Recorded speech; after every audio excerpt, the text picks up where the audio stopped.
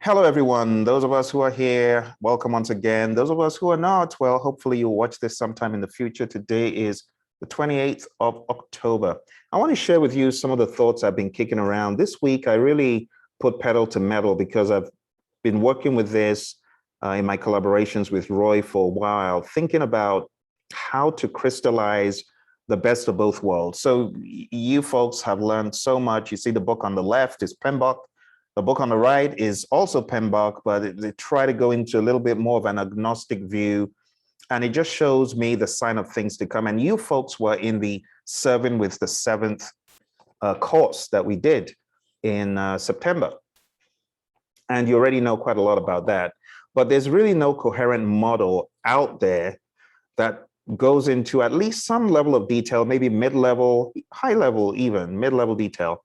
So what I did this week was really work on finalizing a few ideas to begin helping people who want a model for hybridization or something to catalyze their thinking, all right?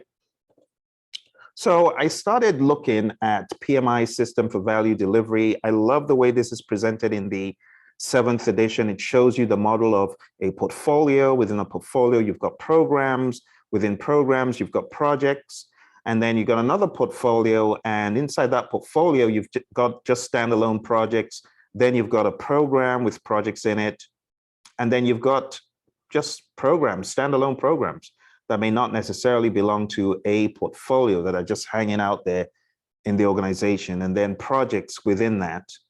And then the lifeblood of this whole system for value delivery is the operational work that sustains the business, that produces stuff that brings the cash in and so on.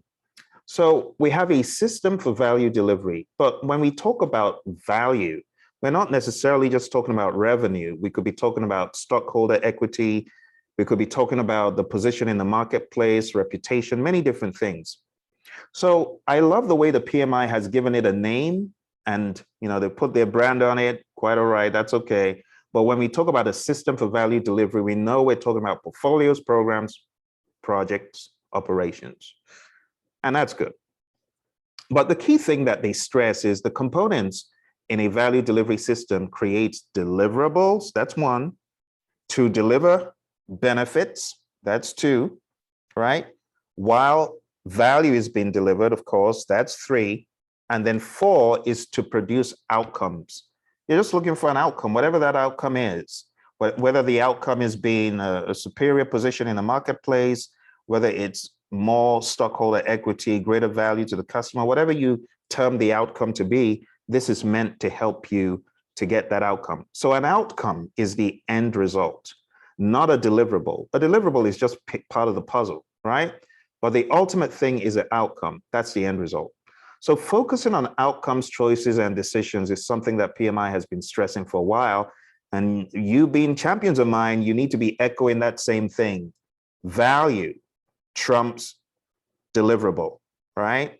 So you got deliverable, it gives you some value, you get some benefits, and those benefits, they help you in the outcome. So when we think about project management, we need to change the definition that project management is the application of knowledge, skills, tools, and techniques to project activities to deliver the deliverable. No, it's more than that. It's applying knowledge, skills, tools, leadership, of course, is a new one I would add to it. Of course, the techniques and so on, and to echo what Chris said, I think the reason why we sometimes get weary of spreadsheets and tools and tools and tools is because that is not what our forte is. Our forte is really, a full-blooded project manager is really leadership. It's really influence. It's really guidance. That's what it is. And that needs to be in the back of our minds at all times. Now, when we take a look at page 14 in the Agile Practice Guide, we're faced with a Stacy complexity model, which you all know too well. You've heard me talk about it a gazillion times. And it just shows you that not every project is going to be in the simple space. There are going to be some projects where you are going too far from agreement in terms of the requirements, going too far from certainty in terms of how to approach the technicalities, to borrow the word again, right, from Chris in the beginning when he said, got to get more technical. Absolutely. As project managers, got to get more technical, and it helps you. I know a lot of people will debate, well, project managers don't have to be. No. One of the reasons why we do Agile is we want these T-shaped skills. We want to get good enough so that we can function on any team within our firm. And we have these broad skills, but we have specialisms, but at least we have these broad skills where we understand some technicalities. So as you begin to navigate uncertainty and you're with a cross-functional team, there is no sensible way that you will not get some technical knowledge. And then when you get into far from certainty for both X and Y axes, you're going into the complex zone. And that is where Agile thrives. See, Agile is best when there's high variability. It works best when there's a need to experiment, you need to discover, and when change is likely. Now, the PMI built upon the Stacy complexity model, and they created their continuum of life cycles. And this further buttresses the point that as a PMP, project management professional, don't see project management as black or white, predictive or agile. No, it's somewhere on a continuum. So getting into the think of hybrid, you need to begin to ask yourself, what can I borrow from agile? Maybe I'm in the middle here. What can I take from agile? What can I take from predictive? How can they cohabit, and how can I deliver value and a good outcome to my clients by using the best of both worlds? So if you've got a low degree of change and a low frequency of delivery, most likely you're going to be using predictive. But if you've got a high frequency of delivery, you're delivering every week or every other week, right? And you've got a high degree of change, that is where you need to be even more agile than anything else. You got a high degree of change, low frequency of delivery, it's iterative, or a high frequency of delivery, a low degree of change, you're going to be more incremental. Incremental is very helpful for production lots where what you're producing is largely the same. Little change, little variation in what you're doing. And that's when we use incremental. Iterative is when we do things, repeating them until they're correct, but the delivery is typically a one-time delivery or very few deliveries. And that is why we make a case for hybrid. Hybridization is going to help us know what can we take from all of these worlds, all of these properties, how can we deliver value to our clients, our companies. So here's a generic project management lifecycle. This is not from PMBOK Guide, this is what I put together. So projects typically start with a vision, a charter, a plan, of course. You execute the plan. Then we have inspect and adapt, which is huge in the world of Agile. Constant check-in through the daily scrum, through the sprint review. And then we replan, we refine, and then we demo what we've done. We have a sprint review. We are very obsessed with feedback. So concepts like the minimum viable product, giving your customer the minimum amount of functionality that will enable you get feedback, or the minimum thing. It may not even be a product. It could be a question. It could be a survey. It could be seeing how they respond to things. That could be your MVP. The PSI, the potentially shippable increment. These are all things that we demo, we deliver. We call it deliverable in the PMBOK Guide. And ultimately, we're going to have a retrospective, and we're going to find out what can we improve on, what can we get better at. So that's how most projects run. Now, the place hybrid comes in, ask the question, what can I borrow from both worlds to effectively craft a vision? What can I borrow from the world of predictive? From predictive, you've got a business case. From the world of Agile, you've got the product vision, call it a product roadmap. For the charter, we do charters in the world of Agile. For plans, we could talk about the sprint backlog, the product backlog. Executing, talk about things we do as we execute. We have short iterations, that's the sprint itself, that's where the work gets done. We have the inspect and check idea, which is the daily scrum. We could also look at the sprint review. We could also look at the retrospective as being part of this inspect check stage, process-wise. And then we have replan, refine. Of course, from the world of Agile, we could say backlog refinement. From the world of predictive, we could say rebaselining, things like that. And demo and deliver, we got validate scope, but we could also take these great things from the world of Agile. And then we've got the retrospective. We call it lessons learned, which is different because we document lessons learned. From the retrospective, we do as much as possible without documenting. In fact, we try not to document things on paper apart from what we're going to improve on. But we don't want to document fails coming clean about code and saying, I messed up the code, I botched the code. No, we don't want to document that. So that is how you need to think about hybrid. What can I take from here? What can I take from here? How can I make them add value, or what is not adding value? What do I need to cut out? That's the idea. So in hybrid approaches in the Agile Practice Guide, you've got Agile development followed by a predictive rollout. You've got a combined Agile and predictive approach. And then you've got a lot of Agile, largely Agile approach with a predictive component.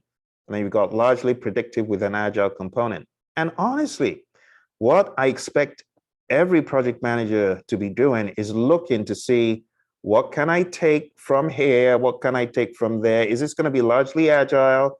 Is this going to be largely predictive? Or is this going to be both, like the Agile sub? I call it Agile predictive sub. It's like a Subway sandwich right here.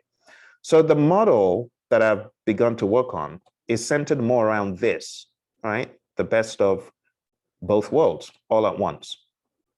So in kicking around ideas, I decided to put a little definition for hybrid project management as it's a way of harnessing the best of both worlds, predictive and Agile project management, to deliver the expected outcomes of the customer. Any predictive or hybrid methods could be harnessed, any Agile methods, anything that's project management can be harnessed. So I put this model together, first of all, thinking about the predictive elements. And oh my goodness, you know, page 89 in the Agile, in the PMBOK guide, it has like what, 30, who remembers the number? Because I can't remember. Who remembers the number of outputs on page 89? Anyone remember? There's a gazillion of them. I think they're like 30 something. Anyway, don't let me take you down that road. Let's forget that. But the bottom line is I took about 5% of them. And in that 5% of what is on page 89, I made this little list. So the business case, great one to have. It makes a case for the project. Benefits management plan, make sure you're getting the value that you're looking for. The project charter authorizes the project. The stakeholder register, which helps you identify your stakeholders and go through the process of those with a high level of power, those with a high level of influence to be identified. I made this very short. I just call it project plan because I'm trying to get rid of dead weight. So I call it management when I can just call it project plan, risk register, and then a lessons learned wiki. Everyone's going electronic these days, so there's no point having reams and reams of paper. No one's going to open it. But if you have a wiki, put in a search word, that's it. So those are some of the ideas I want people to adopt instead of very, very big documentation, unwieldy stuff. Just look at one project management plan. You know, within that project management plan, you've got 10 different sections. Fill it as appropriate. The CDC has a brilliant, brilliant example of what a project plan could look like. We call it project management plan in PMBOK guide, but I've shortened it. Now, what about Agile elements? What Agile elements can you take and use in this hybrid world? So I put some of the key practices. You've got a roadmap. We call it a product roadmap, but not everyone does a product. So I called it a deliverable roadmap. So you've got services, other kind of results, research, things like that. Got a team charter, backlog. You could call it a backlog. You could call it a product backlog. Then you could call the sprint backlog, the iteration backlog, if you will. Information radiators, burn down charts, user stories, Kanban boards. These are things you could add to the mix. Then we've got ceremonies. We've got the iteration itself. We've got iteration planning. What people typically call the daily scrum, I call it the daily sync because it's where you sink in, kind of like what we do here. I mean, you hear everyone else's stories and you get synergized. So I first called it the sync because you are synergizing and syncing up. And then we got the backlog refinement ceremony. You got demos, you got retrospective. Pretty much you know what those are from the world of Scrum. So it's just bringing those concepts in. Other tailorable concepts without going off on the deep end. We've got the kickoff meeting, not a bad one if you do it within reason. You could actually take your kickoff and you could embed it somewhere within your first sprint. The WBS, the high-level schedule, cost milestones, earn value, RACI charts, risk reports, the concept of story points, Kano or Moscow, and WIP, work in progress. All of these are things you could take and use in your tailoring. I didn't give you the whole laundry list, but just top of the waves. As far as the roles, I see the roles as follows. 1, servant leader. 2, customer advocate. And 3, a team of specialists. Now, when I say servant leader, this could be the project manager, but the mindset needs to be one of servant leadership. When I say customer advocate, makes a case for the customer, thinks about the customer, thinks about value that the customer wants, and prioritizes. So kind of like the role of the product owner. All right, now going to familiar territory, you definitely know what this is, and hopefully everyone remembers this. Oh, we're in trouble. The 5 process groups: initiating, planning, executing, monitoring, and controlling, and closing. We know these. And my expectation is that everyone here should be able to explain this stuff to anyone who cares to listen in the company, anyone in an interview, family members, anyone, anywhere. You should always be ready to explain these. So that's the first framework I want to show you. The second framework is not as well known. It is from the world of course development, but it fits very nicely across IT, research, technical writing, and stuff like this. And it's originally called the ADDIE framework, but I've made some modifications to it in the interest of people who may not be working in the learning domain and not working in the IT domain.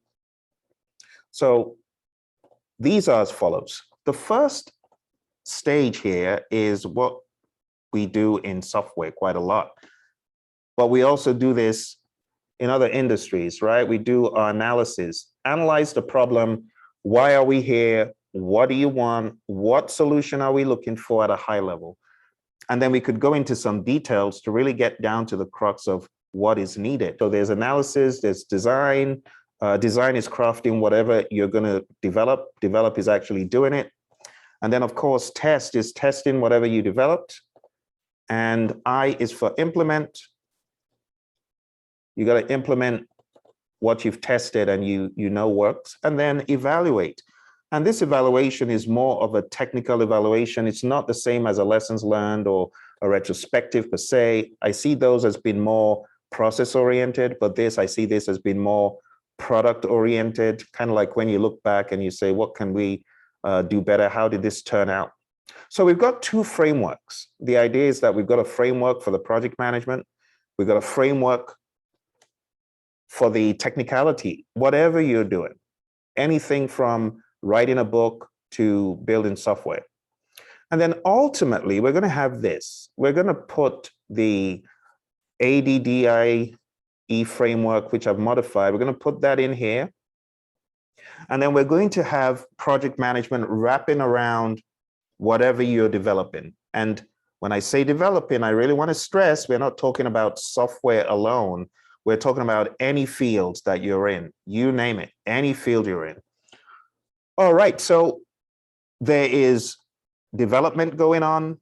There is project management that you folks have learned to pass this crazy exam called PMP exam. You've got that cocooning, the development process. And one more thing that we're going to add to the mix. You probably can guess, it's a time box. So we're going to add the concept of time boxing, because time boxing is what everyone should consider as much as possible. When you time box, you're able to break work into distinct chunks and you're able to get feedback. Even if you don't get to a final deliverable, you could get to something we call a minimum viable product of sorts. Maybe it's a sub of the whole at worst. But because we're in the world of hybrid, we don't have to rigidly follow all the rules of Kanban or all the rules of Scrum. We're going to make our own rules. And I encourage people, make your own rules, be an innovator, take these things, take the concept and use it. So we're going to take the concept of time boxing and we are going to put our cocooned development process into a time box. So if we zoom in, we can see the development process is still intact. All that stuff, development, it happens in one sprint. We're not going to say, oh, sprint 1 is analysis, sprint 2 is no. We're going to stick to those roots of Agile where we do everything in one sprint. We do the analysis, the design, the development, the test, the implement, the evaluation. We do everything in one sprint. And therefore, we have a hybrid project management model that we can mold as we see fit.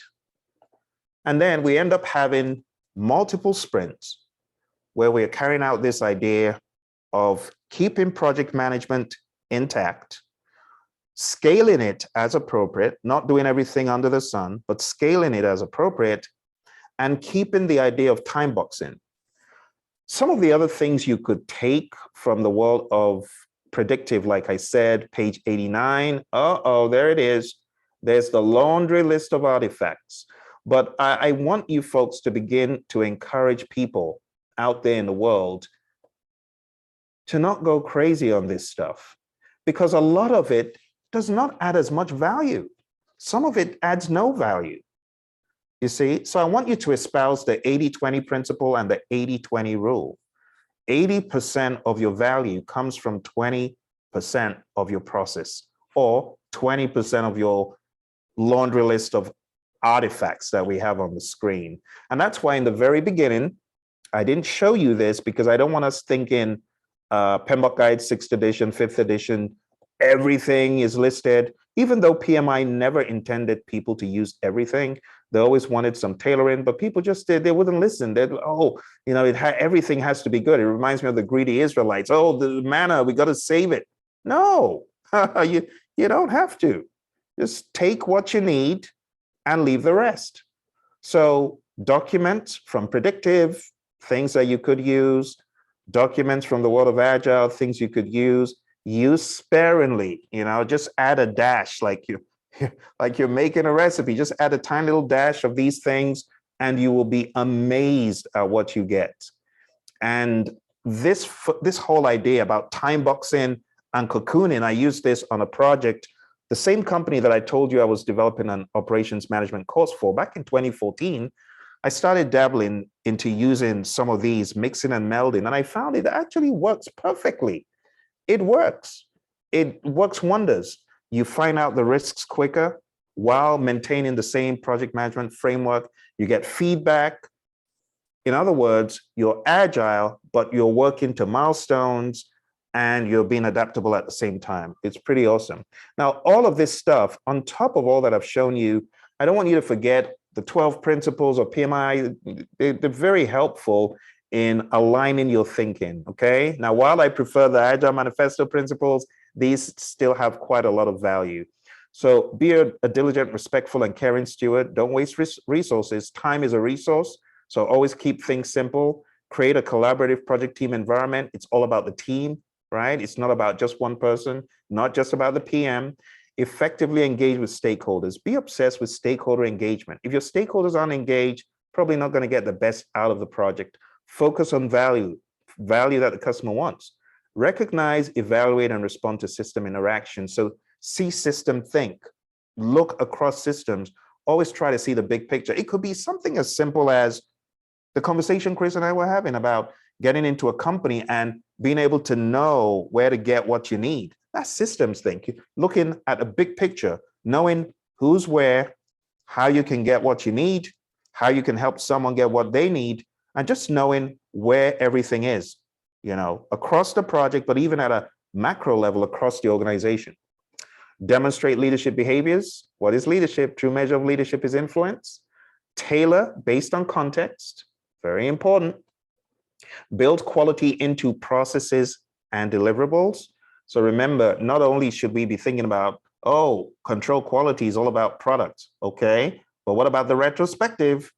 You got to inspect quality into the team's work. Navigate complexity. That's what Agile is all about.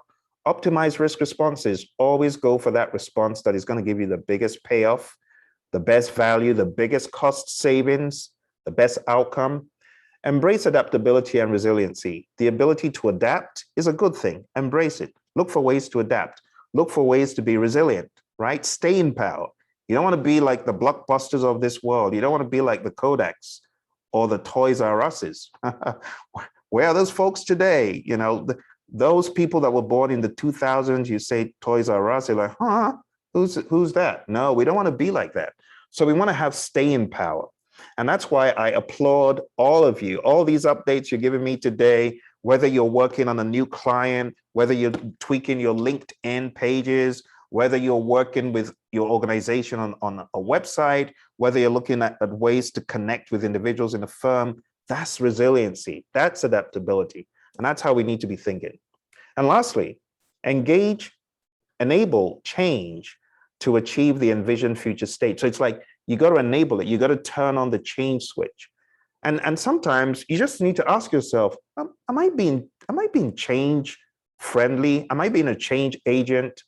Or am I being resistant to change? And it's a good question that we should all ask ourselves. And that's why PMI have come out again with the 7th edition. They're trying to be as adaptable as possible. They're trying to be resilient. And I can understand, I see the staying power of an organization like PMI is only going to be upped if they are resilient and adaptable. So the CEO, you probably know, is officially leaving in December. And the question is, what comes next? And, you know, I'm looking and I'm just wondering, I don't know. PMI, show that you understand what you preach in the 7th edition. All right, so that is part of what has been in the oven this week. So I'm curious, what are your initial thoughts? Just looking at the model, I know I took you through like a whirlwind. What are your thoughts about what I showed you? It wasn't too difficult, was it? Make sense?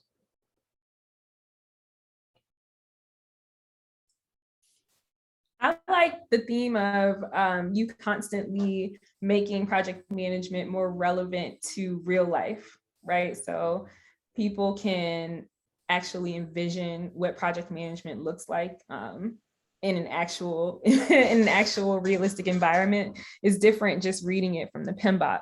And then, you know, after you take your PMP exam, you memorize all the things, you have all the outputs, inputs, and everything, but it's different when you're actually in an environment. So to make that translation is great. Thank you, Brittany. Absolutely.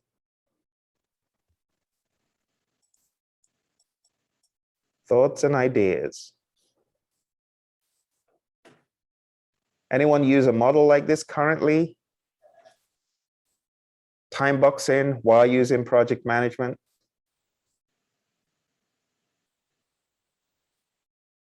I know it's a bit new.